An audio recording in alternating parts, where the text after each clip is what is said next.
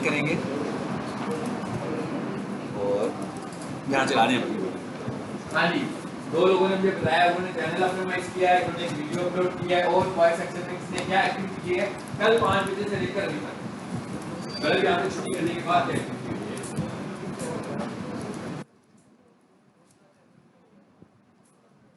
किसी का चैनल आपने लिया है? ओके, किस चीज़ का किस पे बना हुआ है? किड्स का?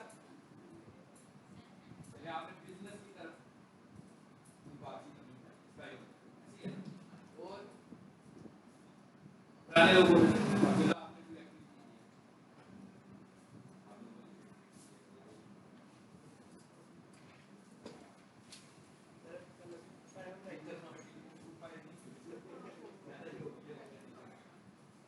आप लोगों ने कल 6 बजे से लेकर अभी तक कोई एक्टिविटी हुई है? 6 बजे तक यार मैंने नहीं लगाया ये ऑटोमेटिक है।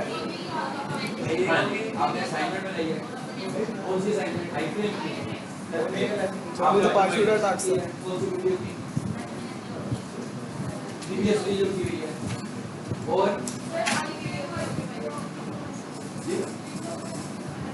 आपने अपनी वीडियो ऑर्गेनाइज की है और वो आपने कैसे रिकॉर्डिंग करी? आपने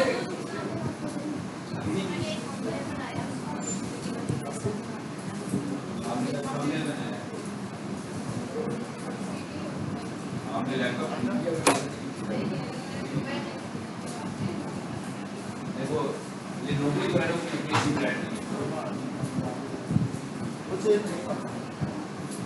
और आप लोगों ने क्या किया?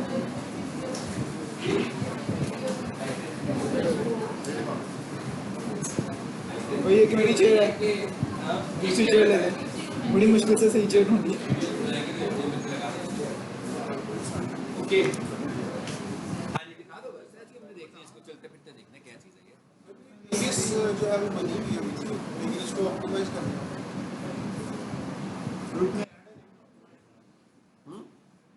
वीडियो बनी हुई लेकिन ऑप्टिमाइज नहीं हो। अच्छा, ये जो मैं इतना सारा फीडबैक आप लोगों से ले रहा था, ये इसलिए ले रहा था कि ये जो टाइम है ना 5:30 बजे से लेकर अगली क्लास तक का टाइम, ये बहुत इम्पोर्टेंट टाइम है।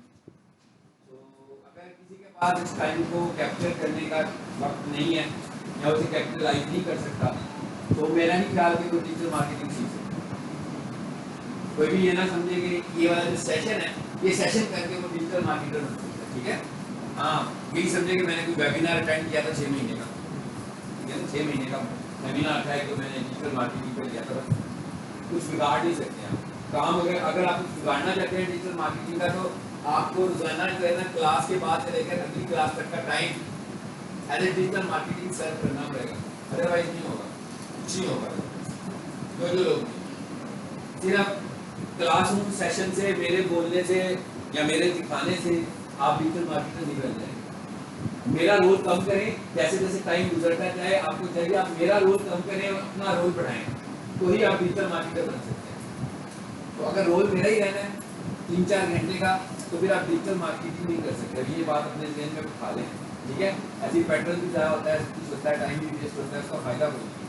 ये एक बिल्कुल प्योरली प्रैक्टिकल फील्ड है और ये आएगी आपको तब जब आप हिट एंड क्लिक्स करेंगे, काम करेंगे, टाइम स्पेंड करेंगे, 1 नहीं 2 नहीं 4 नहीं, बस बनाते जाना वीडियोस। यूट्यूब की बात कर रहे हैं, ठीक है ना? बनाते जाना वीडियोस, करते जाना उन्हें ऑप्टिमाइज और फिर देखते जाना कि रिजल्ट्स क्या है।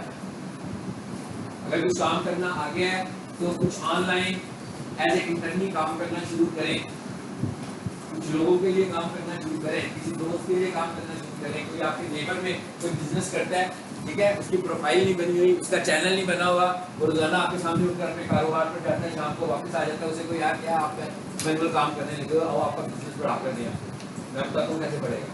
ना करें उसे चार्ज, ठीक है, प्लेटफॉर्म उसका यूज करें। ये बातें मेरा ख्याल है मैं रोज करता हूँ वहाँ पे।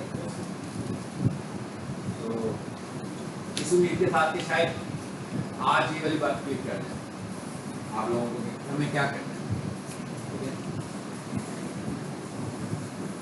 तो मैं नहीं कह रहा हूँ कल 2 इतने बजे से लेकर इतने बजे तक क्या काम हुआ, तो कल हमने 4 घंटे सिर्फ यूट्यूब पे काम किया था। ऐसे ही इसका मतलब क्या था कि आज कम से कम किसी की एक ना एक वीडियो मुकम्मल तौर पर अपलोडेड होनी चाहिए थी विद थंबनेल विद ऑप्टिमाइजेशन। तो हम समझते हैं कि यार आपने इस टाइम को कैपिटलाइज करने की कोशिश की है। फिर मैं समझता कि आपने इस टाइम को कैपिटलाइज करने की कोशिश की। तो अगर आपने वो बस 4 बजे के बाद दी एंड लिख दिया था और फिर अब दोबारा से शुरू कर रहे हैं सेशन और फिर 5 बजे दी एंड कर देंगे इसको, तो इस तरह कोई फायदा नहीं होने वाला। मैं तो पढ़ाता जाऊँगा ना, मैं तो आगे लिखते जाता जाऊँगा, आप कुछ करेंगे नहीं। मैं तो यूट्यूब ऑप्टिमाइजेशन क्यों सिखा रहा हूँ? इसीलिए सिखा रहा हूँ कि आप यूट्यूबर बन जाए। और क्या वजह है? और तो कोई रीज़न नहीं है कि मैं क्यों आपको यूट्यूब ऑप्टिमाइजेशन सिखा रहा हूँ। इसकी और तो बैकग्राउंड में कोई रीज़न नहीं हो सकती। तो अगर आप लोगों ने सिर्फ इसके लेक्चर लेते जाना और आगे चलते जाना तो इसका कोई फायदा नहीं है। तो आप डिजिटल मार्केटर तो नहीं बन सकते हो। तो आपके घर वाले भी ये कहेंगे कि गलत कोर्स कर दिया, क्यों कर दिया, इसका कोई फायदा नहीं होता। आप ही दूसरों को ये कहोगे कि यार ये भी एक कोर्स ही था, जैसे बाकी के कोर्सेज क्यों नहीं किए, वो कोर्स करके दे दिया, कोई डिजिटल मार्केटिंग कुछ नहीं होगा। यही समझेंगे ना। देखिए आपको मेहनत करनी पड़ेगी, काम करना पड़ेगा और ये समझना पड़ेगा कि हमने आज से काम शुरू कर दिया, हमने कोर्स शुरू नहीं किया। अगर जब तक आप अपना माइंड सेट ये नहीं ना बनाएंगे कि हमने काम शुरू किया है, आपने इसे काम समझ के करना है, आपने इसे कोर्स समझ के नहीं करना। और जब मैं ये कह रहा हूँ कि वीडियोस बनाएं तो बनाओ वीडियो, किसी चीज़ पर बनाओ। मैंने आपको ये भी कहा था कि भाई किसी को कुछ समझ नहीं आती, मेरे चैनल से वीडियो डाउनलोड करो, उठाओ छोटे छोटे क्लिप, 10-10 मिनट के क्लिप उठाओ, उनके अपनी मर्जी से नए थंबनेल बनाओ, उनको ऑप्टिमाइज करो और अपने अपने चैनल पर लगाओ और रिजल्ट देखो क्या आते हैं। अगर किसी के पास अपना मटेरियल है उस पर काम शुरू करें, लेकिन ऐसे नहीं चलेगा, ठीक है? इस तरीके से तो कोई फायदा ही नहीं है।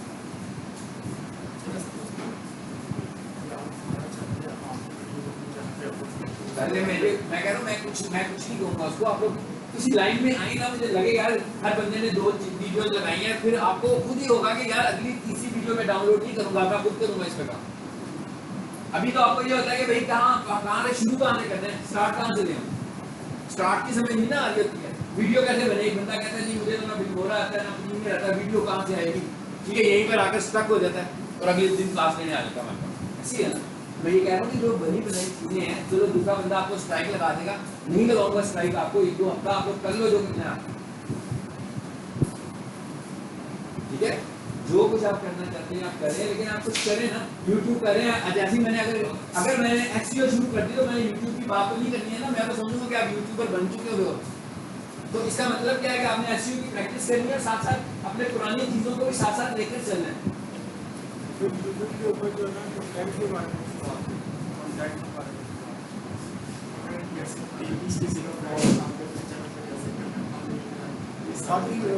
कह तो भैया मेरे चैनल से तुम अगर वीडियो डाउनलोड कर रहे हो तो मैं कंटेंट नहीं मिलेगा उधर, थंबनेल भी मिलेगा, टैग्स भी मिल जाएंगे। किसी के भी टैग देखो ना, स्टडी शुरू कर दो ना, केस स्टडी शुरू करें। किन टॉपिक्स पे वीडियोस बनी हुई हैं, किनकी हाई रैंक वीडियोस है, उसकी डिस्क्रिप्शन कैसी है, 4 बंदों ने कौन सा टाइटल यूज किया हुआ है, जो ऊपर 5 लोग नजर आ रहे हैं उनके टाइटल्स क्या हैं, उनकी डिस्क्रिप्शन क्या है, उनका टैग क्या है, वही देखना है ना। और क्या देखना है? तो मुश्किल काम है, नकल मारना तो मुश्किल काम है। अभी मैं एग्जाम लेना शुरू कर दूँ, सब एक दूसरे से पूछ के करोगे ना, क्या करना है हमने, नकल मारनी है ना।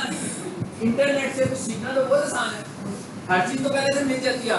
आपने तो उसको सिर्फ फॉलो करना है कि भाई ये वाला सक्सेसफुल स्टाइल है, ये वाला सक्सेसफुल ट्रैक है, इसके पीछे चलता हूँ मैं। आपको सक्सेसफुल ट्रैक देखना है ना।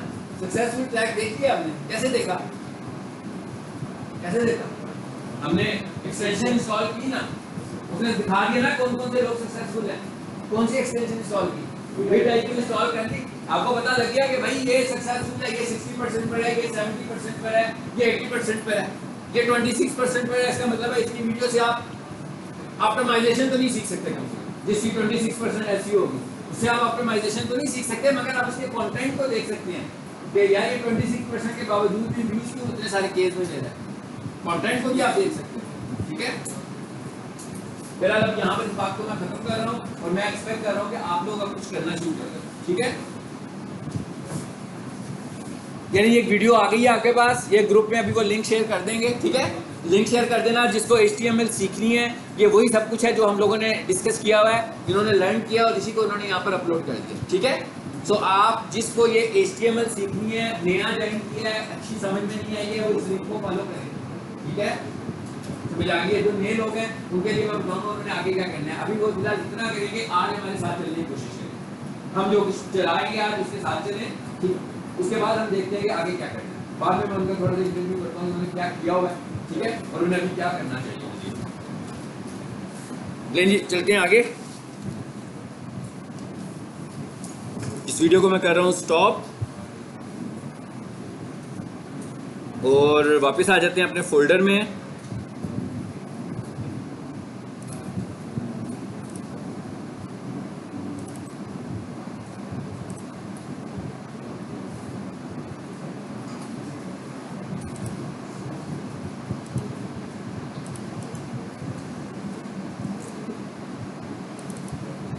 जी कहाँ पर थे हम लोग? शायद इधर हमने कोई फोल्डर बनाया होगा पी के नाम से।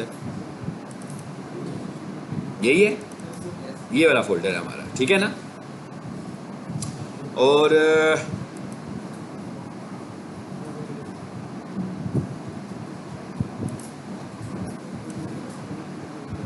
इसके अंदर आज की तारीख का भी कोई फोल्डर बना होगा शायद।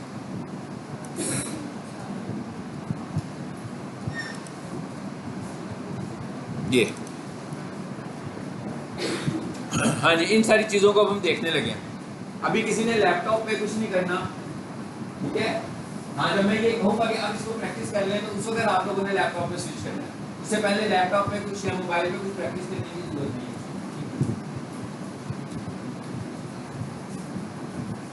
अगर मैं इसका मैग्नीफायर ऑन करूंगा तो इसकी रिकॉर्डिंग डिस्टर्ब होगी, इसलिए मैं मैग्नीफायर नहीं इसका ऑन कर रहा। जिसको लग रहा है कि उसको नज़र नहीं आ रहा, वो इधर कहीं पर भी जहाँ पे उसको स्पेस लगती है कि वो चेयर लाएगा तो उसको सही नज़र आना शुरू हो जाएगा, वो करीब आ सकता है, ठीक है।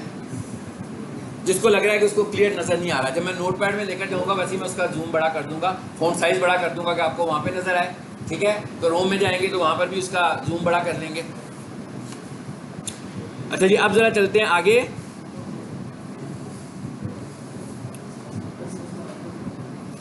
और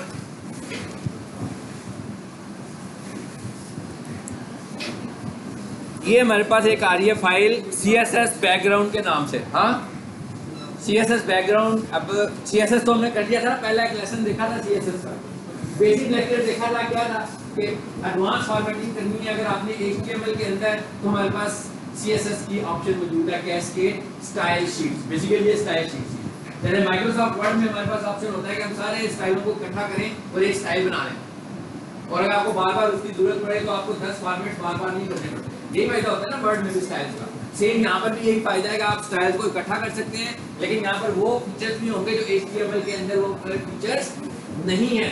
सो हम स्टाइल शीट की मदद से उन फॉर्मेट्स को भी इस्तेमाल कर सकते हैं। स्टाइल शीट को कैसे इस्तेमाल करते हैं? सबसे पहले हम मार्कअप यूज करते हैं स्टाइल का। इस पोर्शन में हेड के पोर्शन में, इस पोर्शन में हेड के पोर्शन में स्टाइल का मार्कअप लिखेंगे, और उसके बाद वो मार्कअप लिखने के बाद जो भी स्टाइल हमने डिफाइन करना होगा, मैंने एक आपको लिंक भी भेजा था जिसके अंदर पूरा CSS पड़ा हुआ है, स्टेप बाय स्टेप आराम से आप उसको सीखना चाहो तो सीख सकते हो। हम लोग अपना SEO के हवाले से देख रहे हैं कि हमारे पास अगर कोई वेबसाइट आए और उसके अंदर CSS में कोड लिखा हो, तो हम इतना CSS अच्छे तरीके से कर रहे हैं कि हम कोड को आसानी से अंडरस्टैंड कर सकें। किसी हद तक उसमें चेंजेस करनी हो तो वो भी कर सकें, अदरवाइज जिसने जो डेवलपर हो उसको बताएं कि भाई हमें CSS में ये चेंजेस चाहिए, ठीक है। तो यहाँ से मैं अभी एक फाइल खोलने वाला हूँ। पहले CSS2 खोल लेते हैं। ये क्या है जी? अब आप सब लोगों ने स्क्रीन पे देखना है, जूम बड़ा हो गया है। जरा मैं माउस पहले लेकर आता हूँ नीचे लिंक के ऊपर, नीचे हाइपर लिंक बना हुआ है, ठीक है। मैंने एक हाइपर लिंक बनाया हुआ है नीचे, और माउस इस पे लाते हैं और देखते हैं क्या होता है। क्या हुआ है? सब कुछ चेंज हो गया। हाइपर लिंक्स का अपना एक बिहेवियर होता है, ठीक है। कौन कौन से बिहेवियर होते हैं हाइपर लिंक के, जरा ऊपर देखते हैं जी। मैं बताता हूँ जी। A link has 4 different states, कि हमारे पास जो लिंक होती है उसकी 4 डिफरेंट स्टेट्स होती हैं। एक स्टेट क्या होती है? जब लिंक हमको नजर आता है। एक स्टेट क्या होती है? जब लिंक को कोई बंदा विजिट कर लेता है, यानी लिंक पे क्लिक कर दिया तो उसकी स्टेटस चेंज हो गया ना, यानी हमें पता लगना चाहिए कि ये वाला लिंक क्लिक हुआ है कि क्लिक नहीं हुआ हुआ। एक ये होता है कि जब हम माउस इसके ऊपर रखें, लिंक के ऊपर माउस रखें, तो ये वो वाली स्टेट है। चेंज हो रहा है ना माउस ऊपर रखने से बिहेवियर इसका। और एक क्या है इसका? एक्टिव, के कौन सा defined style for link when they are being click, जब वो क्लिक किए जा रहे होते हैं, तो उस वक्त एक्टिव का क्या मतलब है, जब हम उसके ऊपर आ गए हैं तो वो कौन सा होगा। ये 4 स्टेट्स हैं जिनको हमें कंट्रोल करना है हाइपरलिंक्स की, ठीक है। और ये कंट्रोल हम HTML में नहीं कर सकते, ये कंट्रोल हम स्टाइल शीट की मदद से करते हैं। समझ आ गई है बात की। अब अगर आप देखें जी, कोड ए का टैग HTML का टैग है, ऐसी है ना, इसको हम स्टाइल शीट की मदद से कंट्रोल करेंगे। टैग ए का ही होगा, AHREF ही यूज हो रहा होगा, लेकिन कंट्रोल कैसे होगा, स्टाइल शीट की मदद से इसको हम कंट्रोल करेंगे। आप मिक्स करने वाले, मैंने कहा हम HTML पढ़ रहे हैं, उससे पहले मैंने क्या बताया, मैंने कहा कि भाई HTML के अंदर फॉर्मेटिंग की लिमिटेशन है, ठीक है, एडवांस फॉर्मेटिंग करनी है। अब हम ये कह रहे हैं भाई HTML में तो ये नहीं हो सकता, अब हमें स्टाइल शीट की जरूरत है। इसका मतलब क्या है, HTML में एंकर तो लग सकता है ना, स्टाइल ही ना अप्लाई हो सकता, तो एंकर हमने HTML से लगा लिया। अब हम कह रहे हैं इस पर स्टाइल भी लगाना है। अब हमें किस चीज की जरूरत है, हमें स्टाइल बनाना है। क्या स्टाइल बनाना है कि भाई जब माउस इसके ऊपर आए तो ये क्या करे, अपना कलर चेंज करे, अपना साइज बड़ा करे, अंडरलाइन हो जाए, इसके पीछे बैकग्राउंड आ जाए, ये सारे क्या है, स्टाइल है ना। अगर इसके नीचे एक येलो कलर का बैकग्राउंड आ जाए तो क्या है, ये स्टाइल है। इसके नीचे अगर येलो कलर का एक बैकग्राउंड आ जाए तो ये क्या चीज है, ये स्टाइल है ना। ये अगर ये एकदम इतने की बजाय इतना बड़ा हो जाए तो ये भी तो स्टाइल है। हम ये कह रहे हैं ये HTML नहीं कर सकता, ये स्टाइल शीट करेगी, ठीक है। सो अब करेंगे क्या, इसके साथ स्टाइल शीट को अटैच करेंगे। ये हम सीखने लगे कैसे अटैच करना है, ठीक है। नहीं जी, इधर ही आ जाते हैं, बल्कि यहीं से इसका कोड भी खोल लेते हैं। Right click, view page source, बहुत पुरानी बात है ये तो। हाँ जी, नीचे आ जाए। ये अब इस फाइल को अगर आप विजिट करेंगे और आप इसको पढ़ेंगे तो आपको ये जो टॉपिक मैं बोल रहा हूँ ये सारा यहाँ लिखा हुआ भी नजर आ रहा है। ये नोट्स भी हैं इस कॉन्सेप्ट के, जो कॉन्सेप्ट मैं आपको दे रहा हूँ। ये सारा कुछ इंग्लिश में लिखा हुआ है कि क्या करने से क्या होगा, जो मैं उर्दू में आपको बता रहा हूँ। तो अगर आप बाद में समझना भी चाह रहे हो, एज ए नोट्स भी आप इस फाइल को रीड कर सकते हैं कि जो टॉपिक हमारा है ये उसी के मुतालिक एक्सप्लेनेशन है। आ जाए नीचे जरा।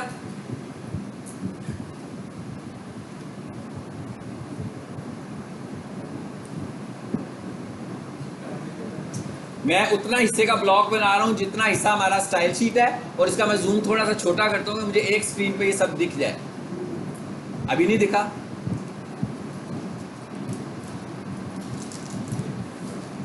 यानी ये अभी हम किस चीज की बात कर रहे हैं, ये किस पोर्शन में हम मौजूद हैं।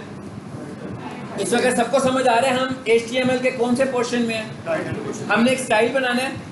हमने स्टाइल यह बनाना है कि अगर हमारी फाइल के अंदर एंकर्स लगे हुए हैं, हाइपरलिंक्स लगे हुए हैं, तो उन हाइपरलिंक्स का बिहेवियर कैसा होगा, क्या माउस उसके ऊपर ले जाने से क्या होगा, क्या उसका कलर चेंज हो जाएगा, वो अंडरलाइन हो जाएगा, वो क्लिक करेगा तो इस कलर में शो करे ताकि हमें पता लगे कि क्लिक आइटम है हमारा, या अभी ये अनक्लिक आइटम है। हमें चाहिए ना क्या करने जा रहे हैं। अब ये वाला सारा काम हमें HTML में तो नहीं कर सकते, ये सारा काम हम कहाँ करेंगे, CSS में। ये सारा काम हमने क्या करना है, अपनी एक स्टाइल शीट बनानी है। ऐसी है ना, स्टाइल शीट बना रहे हैं ना इस काम के लिए। और वो स्टाइल शीट किस हिस्से में बनेगी,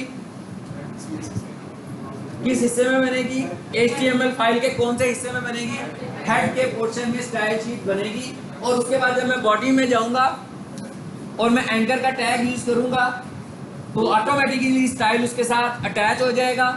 ऐसे ही है, क्यों अटैच होगा, इसलिए कि ये स्टाइल हम किसको पहले ही इसके लिए डिफाइन कर रहे हैं। एक कॉलन लिखा हुआ है ना, इस पे एक कॉलन लिखा है, H1 नहीं लिखा, P नहीं लिखा, कुछ नहीं लिखा, सिर्फ लिखा है एक कॉलन। इसका मतलब है कि बॉडी में जाकर हमें कुछ बताने की जरूरत भी नहीं है कि भाई ये वाला स्टाइल एंकर पर लगाओ, इसलिए कि जहां हम इसको डिफाइन कर रहे हैं वहां पर क्या बता रहे हैं कि इसको एंकर के साथ लगाओ, ये कह रहे हैं ना, और कोई साथ इसके साथ अटैचमेंट नहीं कर रहे।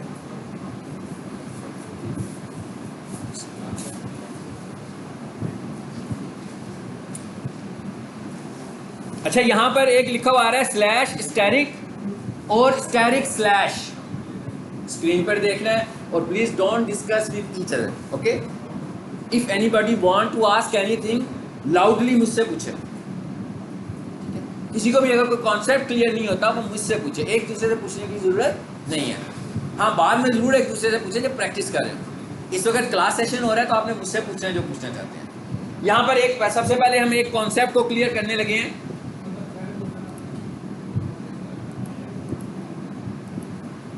जी, क्या कॉन्सेप्ट है? स्लैश स्टैरिक और स्टैरिक स्लैश, ऐसे ही है। ये हम लोगों ने एक स्पेशल कैरेक्टर यूज किया हुआ है स्टाइल शीट के अंदर, स्लैश स्टैरिक और स्टैरिक स्लैश। इसका क्या मकसद है?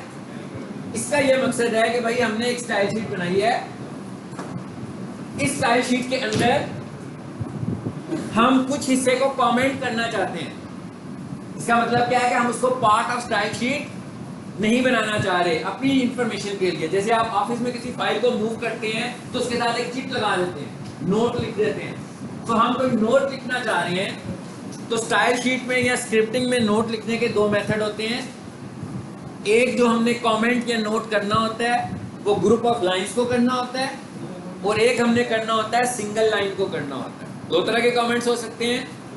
अगर आपने ग्रुप ऑफ लाइंस को करना हो या सिंगल लाइन को करना हो तो आप ये भी यूज कर सकते हो। क्या लिखा हुआ है? Slash asterisk. इसका क्या मतलब हुआ कि भाई यहां से नोट करना शुरू कर दो, यानी ये कमेंट बन गया। अब इसको ये भी तो बताना है कहां तक इसे कमेंट करना है। सो हमने आखिर में जाके क्या लिख दिया? Asterisk slash. यानी शुरू में हमने क्या किया? स्टार किया कमेंट को, यानी हम कह सकते हैं start of comment, end of comment. अगर मिसाल के तौर पर मैं ये कहूं भाई यहां से लेकर यहां तक मैं चाहता हूं कि ये कमेंट हो जाए, तो फिर मैं इसको यहां से उठाकर यहां ले आऊं।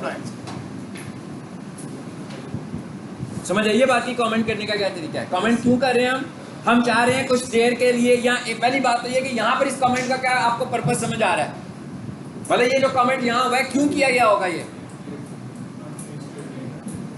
कह रहा है कि ये एक स्टाइल बने। ये स्टाइल कर क्या रहा है? अनविजिटेड लिंक के लिए हमने ये एक स्टाइल बना लिया है। सो ये इंफॉर्मेशन मैंने अपने लिए लिख के रख ली है। ये मैं HTML को डायरेक्शन नहीं दे रहा कि यूं करो, ये मैंने अपने इंफॉर्मेशन के लिए रखी है कि 6 महीने के बाद अगर मैं इस कोड को आकर रीड करूं तो मुझे पता लग जाए कि मैंने इतने हिस्से में क्या किया हुआ है। ये कितने हिस्से में किया हुआ है? एक कॉलन लिंक, इसकी बात कर रहे हैं ना, सिर्फ इतने हिस्से की बात हो रही है सिर्फ। क्योंकि इस वक्त हम किसको डिफाइन कर रहे हैं कि हमारा लिंक का बिहेवियर फॉर्मेटिंग के हिसाब से क्या होगा। स्लैश स्टैरिक और स्टैरिक स्लैश, सबसे पहले तो मैंने ये एक्सप्लेन किया, समझ में आया ये क्या कर रहा है? क्या कर रहे हैं? जैसे आप किसी चीज को हाईलाइटर लगा लेते हैं अपने लिए कि भाई याद रखने के लिए हाईलाइटर लगा दिया। आपने स्क्रिप्टिंग की हुई है, चाहे वो जावा स्क्रिप्टिंग हो चाहे वो स्टाइल शीट की स्क्रिप्टिंग हो। स्क्रिप्टिंग है ना, कह सकते हैं इसको स्क्रिप्टिंग क्या? नहीं, स्क्रिप्ट लिखा है ना, क्योंकि भाई टाइप क्या हुआ तो स्क्रिप्ट है। हमने स्क्रिप्टिंग की हुई है, तो हमने अब स्क्रिप्टिंग को समझने के लिए एक नोट लिख लिया।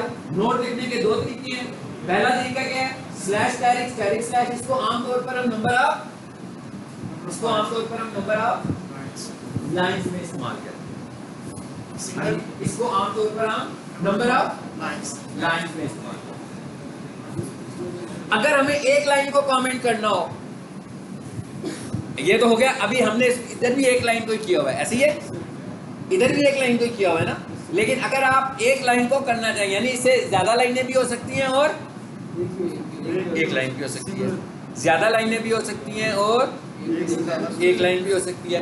दो कमेंट ऊपर है नीचे है, ये विजिटेड गलत हो गया ना, ये गलत हो गया। आप आगे चले नहीं, यहाँ पर आ जाए। मैंने कहा यहाँ तक रहने, विजिटेड पे तो जा ही नहीं रही। आपने कहा कि इसको अगर पूरे को कमेंट करना हो तो मुझे लास्ट वाला है स्टैरिक और स्लैश, उसको अभी लिखिए, उसको भी इधर एंड पे लिखिए। मैंने ये कहा था कि अगर आपने इतने हिस्से को करना हो, काम ही ना कुछ करते, यहाँ कर देंगे, ठीक है। इसको अभी छोड़ देंगे, कुछ नहीं है हमारा, हम इतने हिस्से को पढ़ रहे हैं सर, ठीक है। हमने लिखा है स्लैश स्टैरिक स्टैरिक स्लैश। अब अगर मैं ग्रुप को करता तो मैं यहाँ तक करता तो ये सारा कमेंट हो जाता। अगर मैं चाहता कि एक लाइन कमेंट करनी है तो डबल स्लैश लगाकर हम सिंगल लाइन को भी कमेंट कर सकते हैं। यानी एक लाइन को कमेंट करने का क्या तरीका है? यहाँ पर हम क्या लिखेंगे? एक स्लैश लिखा हुआ है, फिर स्टैरिक लगाने की जरूरत नहीं है, एंड देने की भी जरूरत नहीं है। अगर आपको सिंगल लाइन को ही कमेंट करना है तो हम क्या करते हैं? फिर डबल स्लैश नहीं, अगर हमें एक लाइन कमेंट करनी है, ये कब करते हैं? ब्लॉक बनाने के लिए। ब्लॉक का क्या मतलब होता है? Number of lines. ब्लॉक का क्या मतलब होता है? Number of line. जब हमें एक से ज्यादा लाइनों को करना हो तो इसका मतलब क्या है? ब्लॉक बन रहा है। अगर आपको एक लाइन को करना हो तो हम क्या यूज करेंगे? क्या बताया मैंने? Double slash.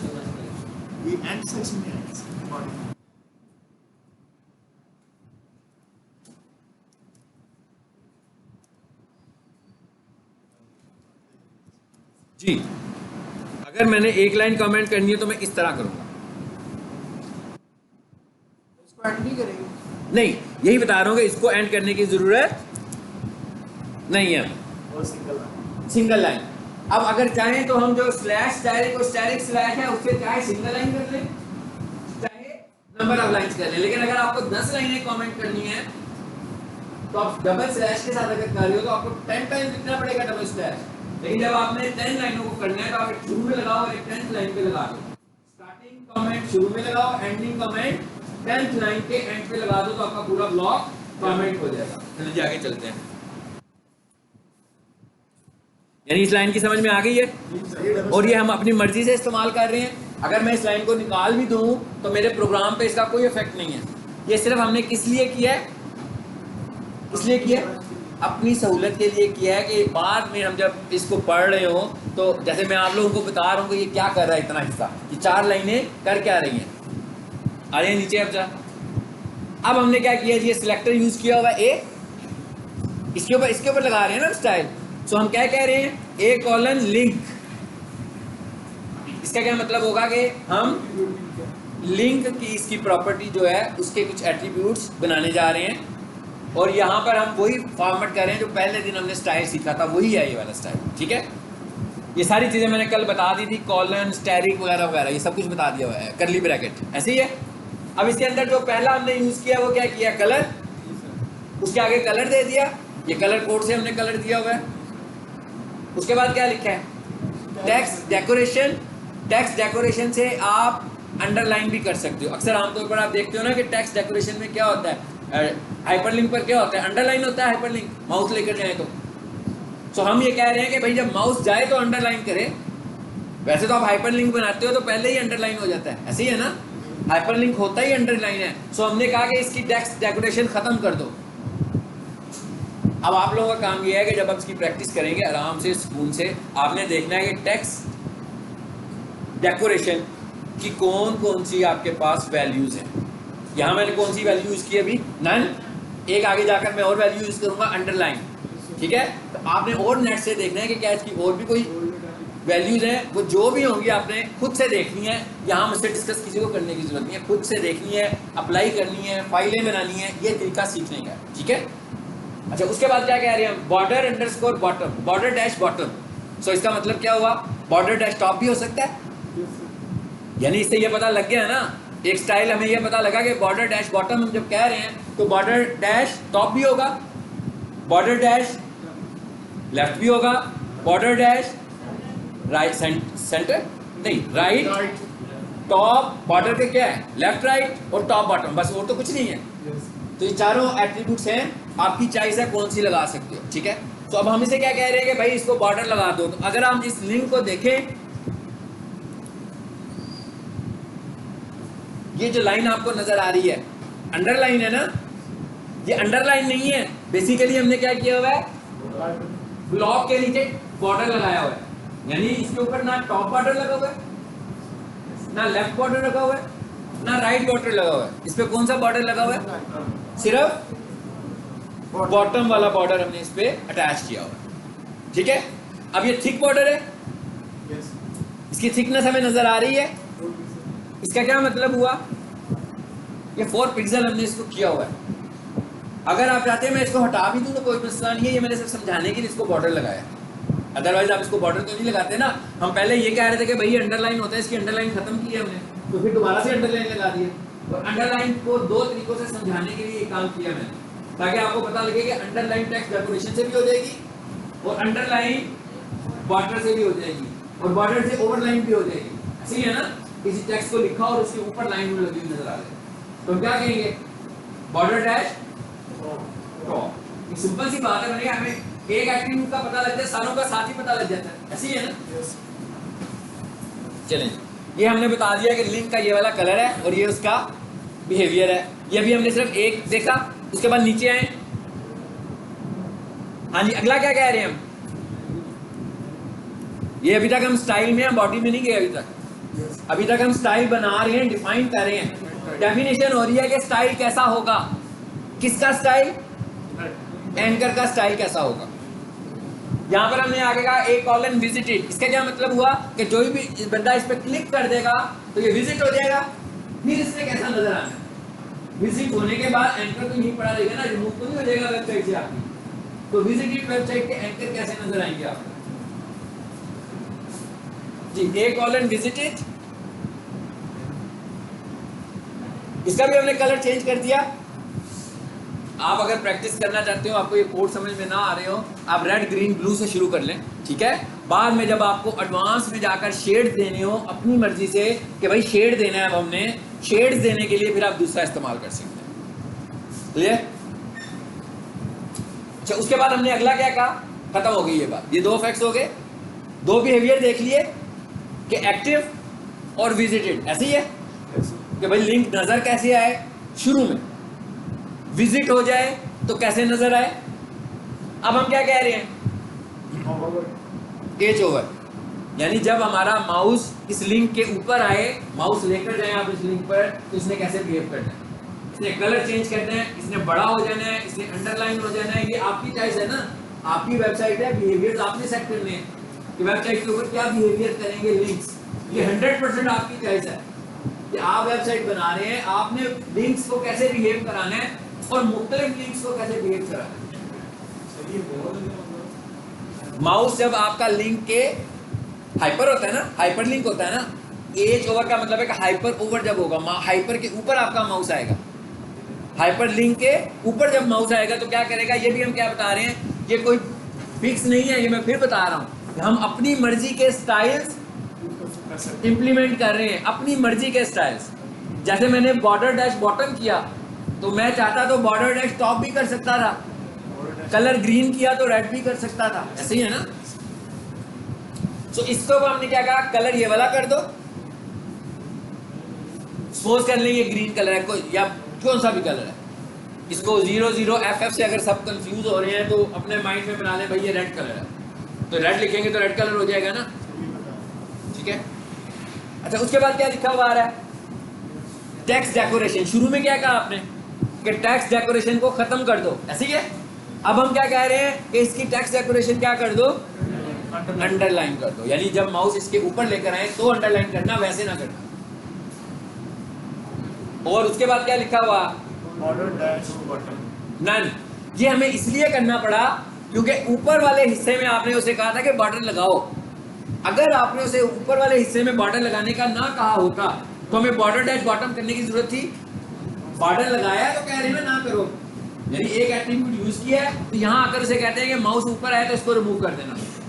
एक एट्रीब्यूट जो नहीं लगा हुआ है कह रहे हैं वो लगा देना, ये कह रहे हैं।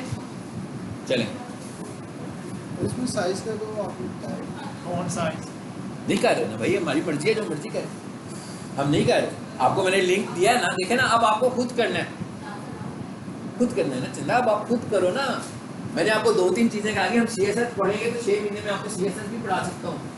CSS तो नहीं ना पढ़नी है, एडवांस काम कर रहे हैं ना कि उसको करना कैसे है। तो आपको पहले दिन जिस दिन मैंने CSS का फर्स्ट लेक्चर दिया था उसी दिन मैंने आपको लिंक दिया था लिंक कि भाई पूरी CSS की किताब आ गई है, एक लिंक को क्लिक करो, गूगल पे जाके सर्च करो और एक HTML फाइल बनाकर उसकी आउटपुट दे। ये दिन कैसे सीख लेगा?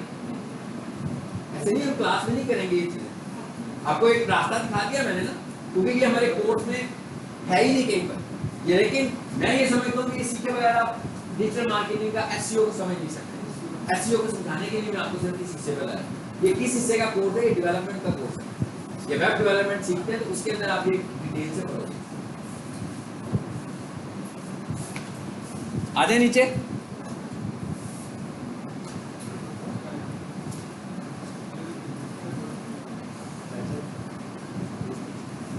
जी, ये क्या लिखा हुआ है? इसको हम थोड़ी देर के लिए अभी सोचते हैं, इसलिए छोड़ते हैं कि ये क्लास है और अभी हम क्लास को मिक्स नहीं कर रहे, ठीक है। इससे अगले लेक्चर में मैं क्लास की बात करूंगा। इस फाइल के बाद जब मैं दोबारा फाइल खोलूंगा उसमें हम देखेंगे क्लास क्या होगी, ठीक है। इसलिए अभी इसको आप इग्नोर कर दें, ये जो लाइन लिखी हुई है फिलहाल थोड़ी देर के लिए इसे इग्नोर करते हैं, ताकि हम क्लास की अलग फाइल करेंगे तो फिर इसको देखेंगे, ठीक है। सर अगर यही टैग एंकर टैग HTML में आ जाता है उसके लिए क्या प्रोसीड करना होगा? यही एंकर टैग एंकर का टैग अगर HTML में आपने उसको रिपीट किया तो उस केस में क्या होगा? उस केस में तो जो इसके बाय डिफॉल्ट बिहेवियर है वही आएंगे ना।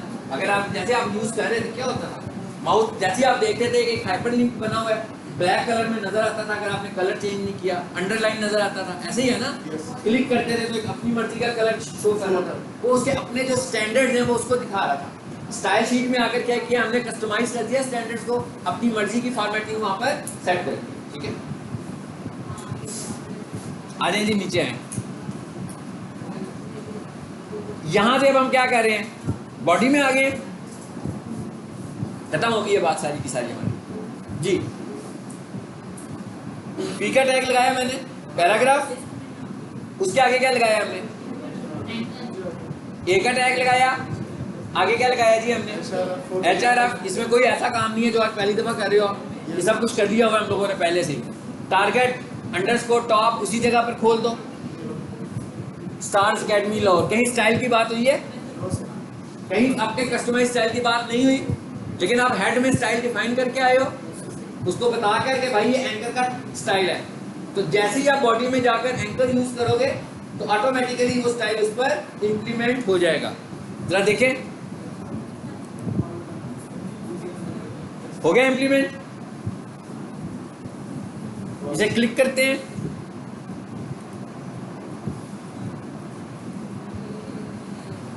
उसने अपना बिहेवियर जो भी आगे से शुरू कर दिया। उसे हमने एक लिंक दिया हुआ है, उसने उस लिंक के ऊपर नेट अगर मेरा इस वक्त लैपटॉप पे चल रहा होगा तो उस लिंक पर ले जाएगा हमें।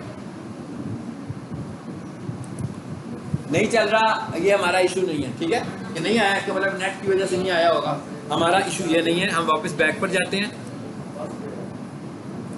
हाँ जी, ये वाला हमारा अब एक टॉपिक खत्म हो गया, एक टॉपिक हमारा खत्म हो गया। इस टॉपिक में हमने क्या सीखा है, स्टाइल बनाना, एक्टर्स के लिए स्टाइल्स बनाने का तरीका सीख लिया, ठीक है। ये हमारा एक टॉपिक खत्म हो गया, इसको आप इंडिविजुअली करें। जी मैं करता हूँ।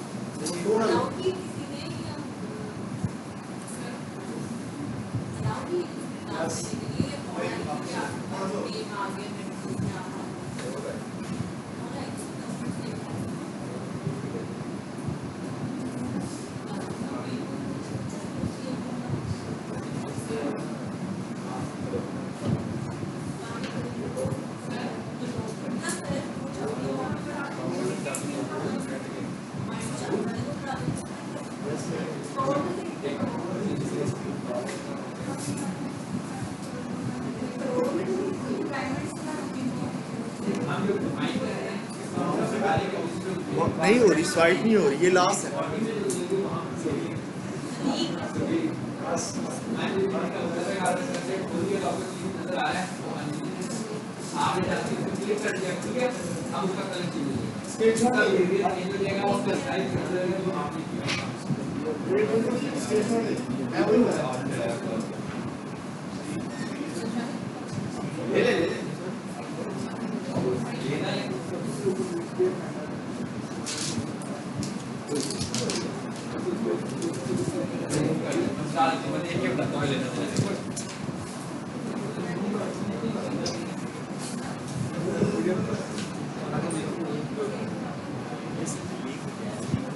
इग्नोर, ठीक है।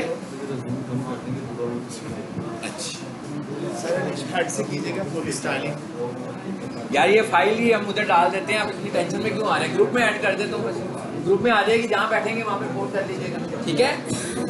नोट मैंने कहा यहाँ भी ले लें, लेकिन ग्रुप में ऐड कर दूंगा, ये टेंशन वाली बात नहीं है। सर लिटरली हमने एक पैटर्न बनाया वहाँ से ग्रुप में भी कर दीजिएगा, डोंट वरी, लेकिन ये जरा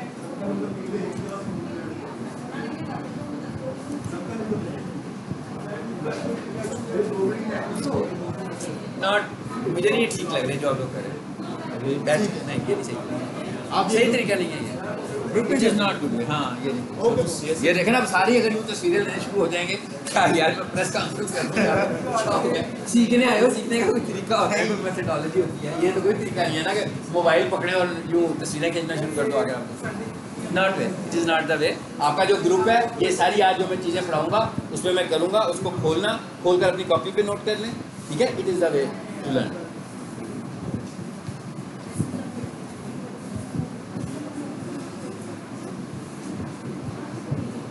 इस फाइल की रिकॉर्डिंग को मेरा ख्याल है रोक देते हैं।